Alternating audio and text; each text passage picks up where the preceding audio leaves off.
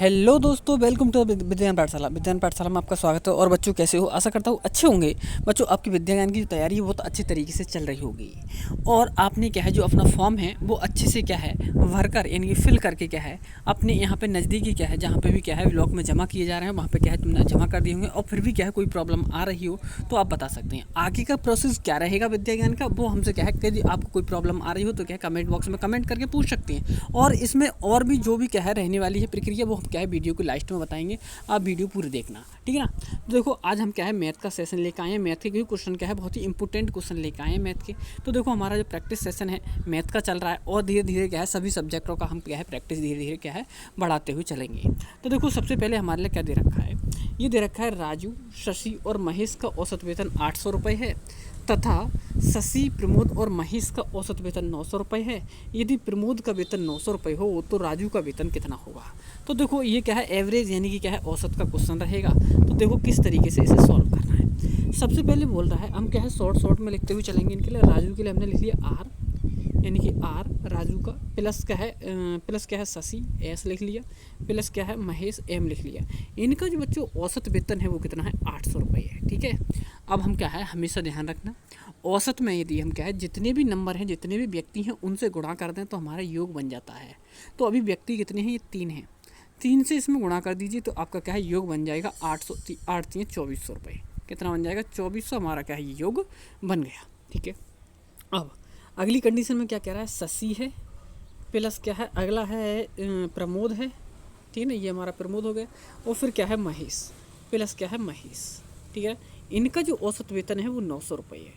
900, ये भी 3 व्यक्ति हैं तो 3 से ही गुणा करेंगे, स्वाभाविक है, ठीक है ना। 900 और 300 ही गुणा करोगे कितना हो जाएगा 2700। ये इन 3 लोगों का योग हो गया। अब क्या कह रहा है देखो, अब हम क्या कर रहे हैं इन्हें माइनस कर रहे हैं। माइनस करते हैं तो क्या है हम क्या है चिन्ह बदल देते हैं, सभी जगह क्या है माइनस ही कर देंगे।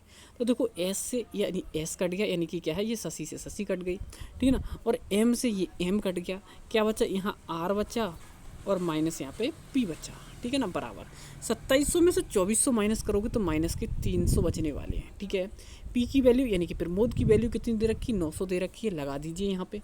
तो आर माइनस क्या है 300 सॉरी 900 बराबर में माइनस के 300, ठीक है ना, माइनस के 300। अब ये 900 इधर जाके प्लस का हो जाएगा तो ये बन जाएगा 900 माइनस के 300, ठीक है ना। अब 900 में से 300 माइनस करोगे तो कितना बनेगा 600।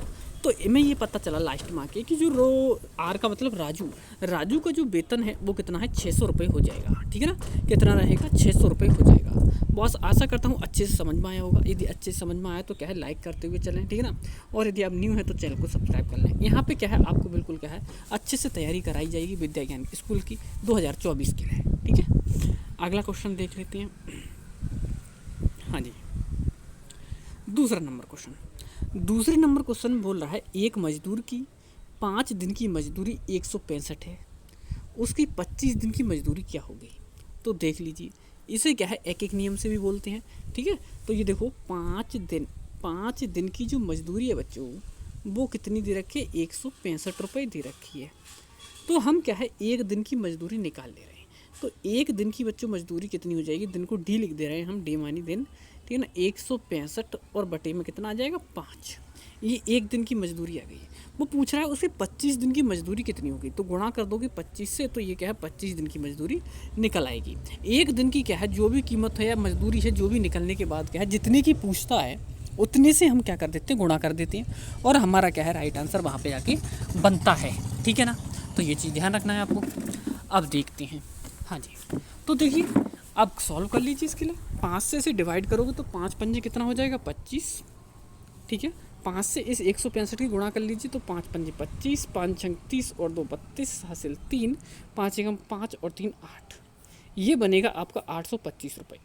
825 रुपये आपका क्या है बिल्कुल राइट आंसर हो जाएगा, जैसा कि क्या है ऑप्शन नंबर बी में दे रखा है, ठीक है। अगला क्वेश्चन देखते हैं।